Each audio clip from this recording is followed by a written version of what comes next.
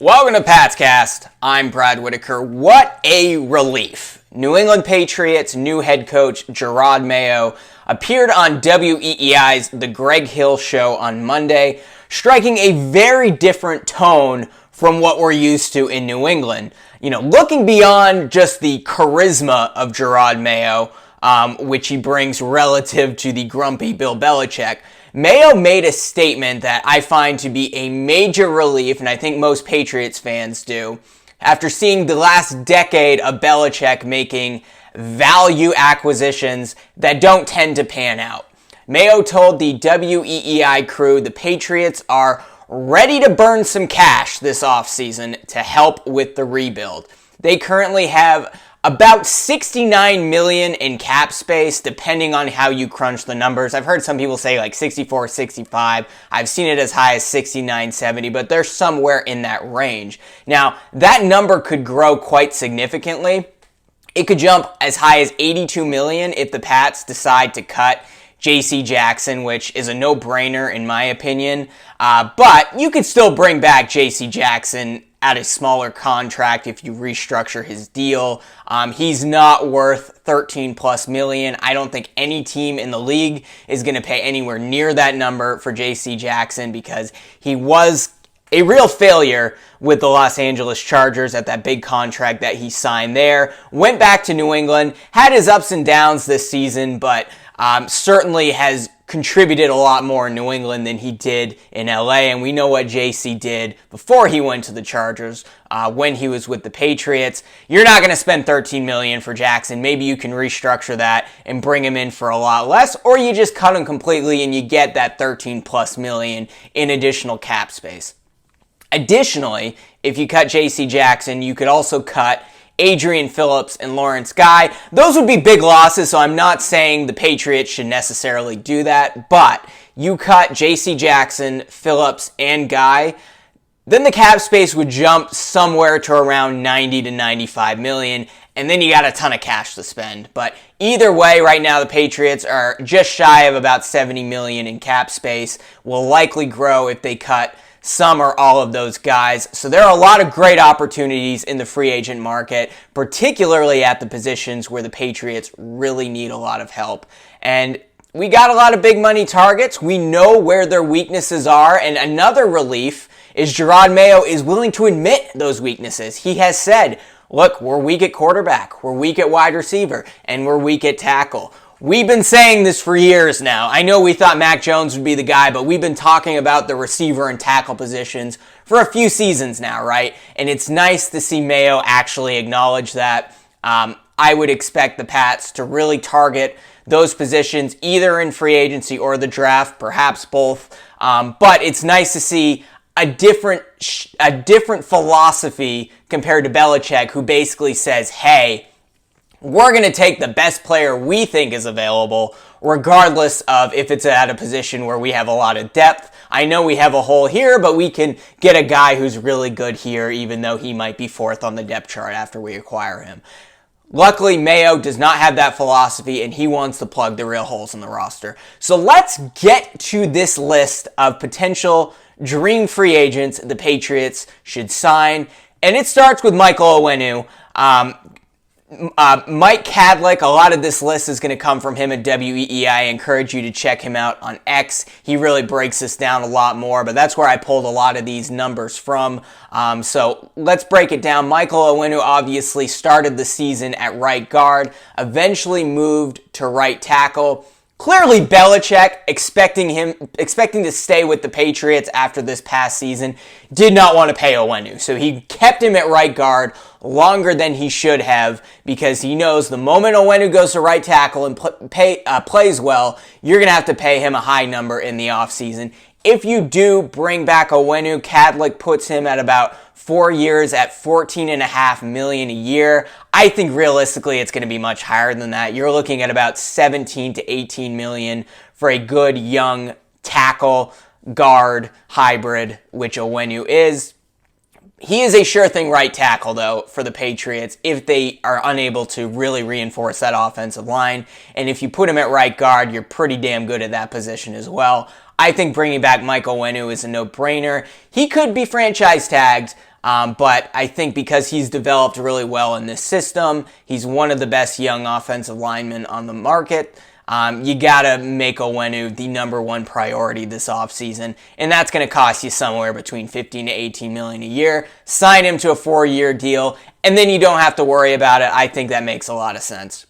Another offensive lineman who I think, I'm going to start with the offensive line here and then we'll get to the fun stuff. But another offensive lineman that I think should be in high consideration is left tackle for the Cowboys, Tyron Smith. He would probably cost you a little bit less, somewhere around 10 to 12 million a year, possibly more, but he is 33 years old. So chances are you sign him on a 1 to 2 year deal and you bring in a real veteran that can do a lot of work. Tyron Smith, by the way, allowed just 1 sack all season. So that's a huge upgrade from Trent Brown and even Michael Onwenu. You put him at left tackle, maybe you put Onwenu at right tackle, and then you got a real offensive line. Going left to right, you got Tyron Smith at left tackle, Cole Strange at left guard, who I really like. I think Cole Strange was a reach in the draft when they drafted him, but he's a good young player if he can stay healthy. I think he's going to be one of the best left guards in the league if you bring him, assuming he's back at that position next year, which in all likelihood he will be. David Andrews probably will be back at center, as good as they get. Probably the biggest weakness would be Sidy Sow at right guard, but he's heading into year 2. He had his moments this season, so you put him there, and then you have Michael Onwenu at right tackle. That O-line is not too shabby. Tyron Smith, Cole Strange, David Andrews, Sidy Sow, and Mike Onwenu. Get that done, and then you don't have to worry about it, and you can devote your resources to addressing the quarterback and receiver positions and filling out the defense a little bit, and addressing tight end as well, heading into the draft and into free agency. And last but not least, there is still Trent Brown. We know there are issues there, but teams know that he won't be anywhere near the same contributor somewhere else as he is in New England. He thrives with the Patriots compared to other places. That's if he gives a damn, right? And maybe he would give a damn under the Mayo regime. We know there were issues between Trent Brown and Bill Belichick. Was essentially benched at the end of the season because of some attitude issues.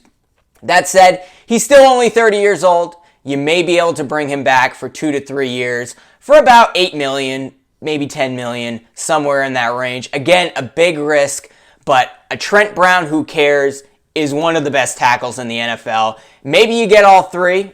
I know this is a wish list, this is a dream, but you get Onwenu, Trent Brown, and Tyron Smith, and then you at least know you have some depth at the tackle position and some insurance if Trent Brown goes off the wagon again.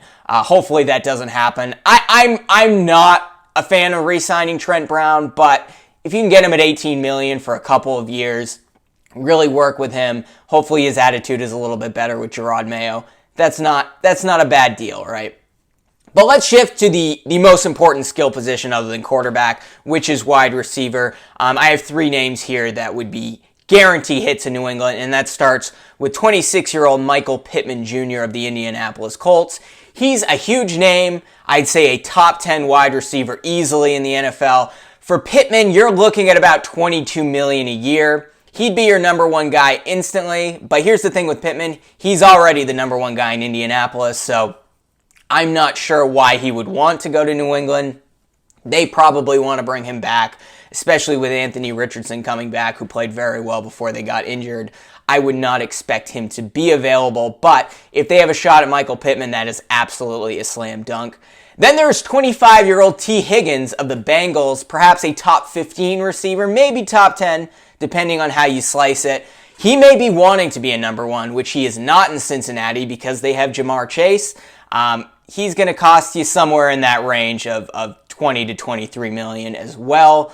But if he wants to be a number 1 receiver, Patriots would be a great choice for him. He'd obviously be our number 1 guy on day 1. Now, I think it should be noted that Higgins and Pittman would probably want short-term deals, just 1 to 2 seasons, because they are young and they have a chance to continue taking advantage of the market as free agents once their contracts run out. So maybe you only sign these guys to 1-year deals at best, and then they come back as free agents the following year and can demand 25 plus million. So that's the issue with signing Higgins and Pittman, but if you can get one of those guys, especially if you can get them for at least a couple seasons, that really is an ideal scenario. But the guy I really want, perhaps the most productive receiver in the NFL of the last decade, is 30-year-old Mike Evans. Evans has never not had a 1,000-plus yard season. 2023 was actually, he's been in the league for 10 years, 2023 was actually the third best season of his career, as he finished just north of 1,200 yards. He's an 80-catch guy, and those aren't, dink and dunk, slot receiver, 5-yard catches. Those are often big plays.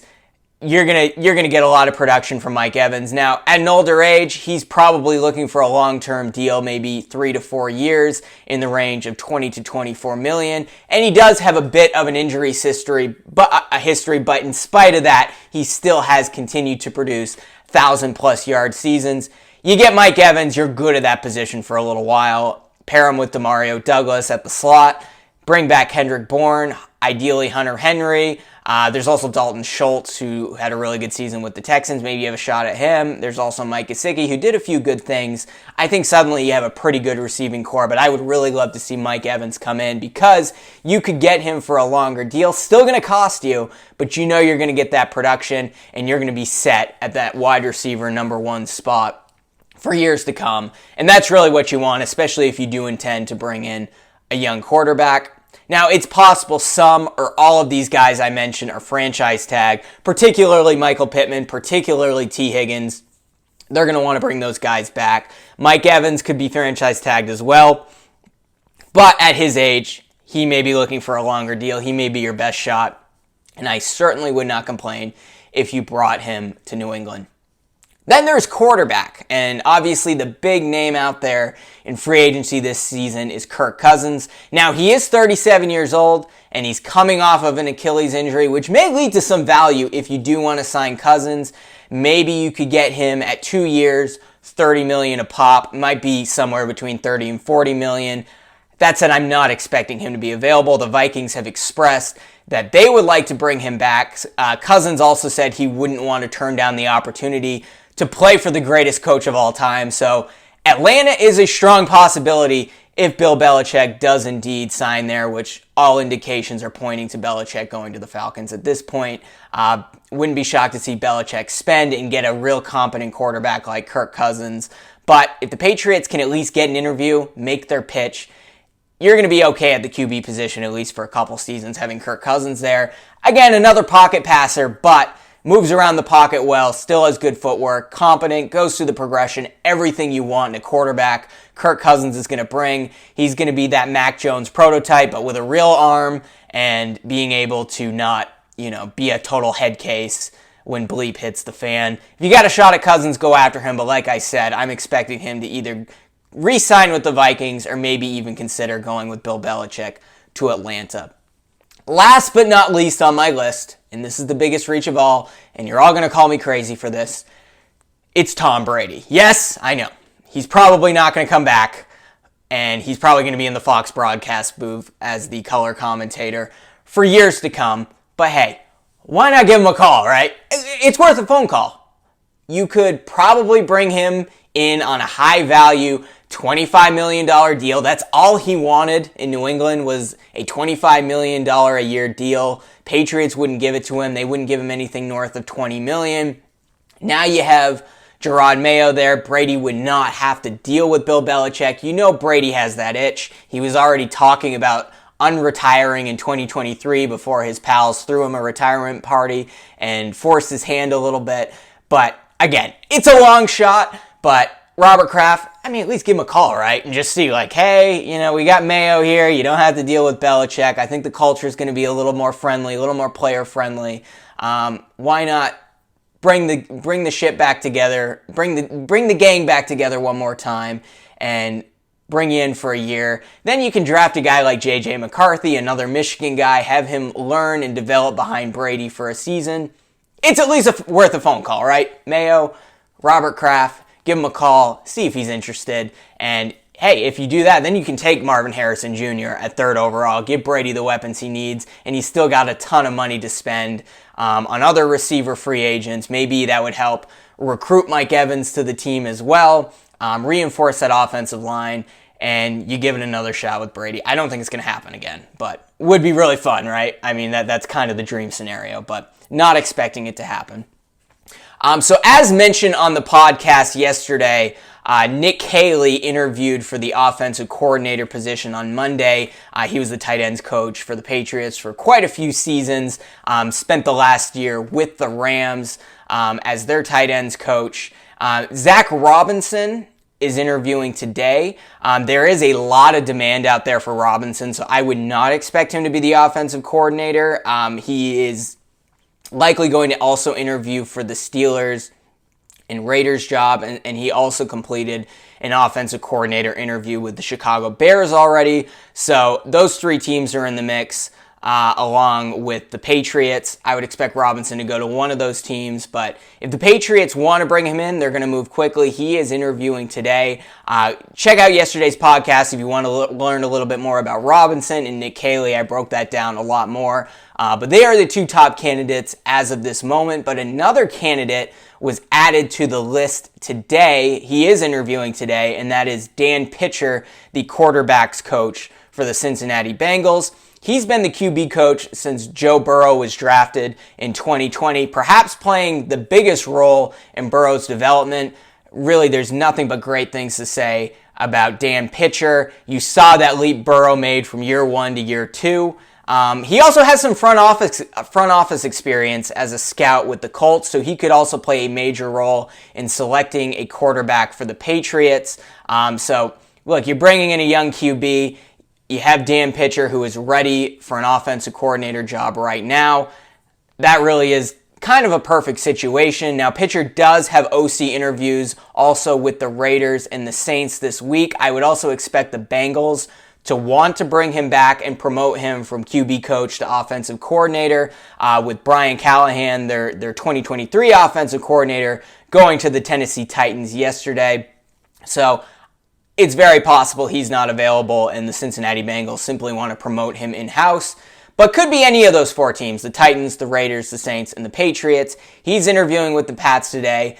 You got three excellent candidates there. Now, you have to give Jerod Mayo a lot of credit. He clearly wants to bring in a Sean McVay, Kyle Shanahan style guy, and that's obvious by interviewing Nick Caley, Robinson, and now Dan Pitcher. And hey, if you get Dan Pitcher, maybe that gives you a better shot at going after T. Higgins and bringing him in as a free agent. But a lot of exciting developments, particularly at the offensive coordinator position. Free agency is just around the corner. I broke down who I think the Patriots should go after. Let me know if you're watching on YouTube in the comments below. Who would you like to see the Patriots pick up at free agency? What do you want to prioritize? Is it tackle? Is it receiver? Do you go after both? Or do you shift one to the draft? There's a lot of really good tackles in this draft, but if you're not selecting one in the first round, it's kind of slim pickings once you get to the second round. You're probably going to get the 7th or 8th best tackle if you wait until then. A lot of options. We'll be here at PatsCast to cover it the rest of the way. Be sure to like this video and subscribe if you're watching on YouTube, or subscribe wherever you watch your podcasts.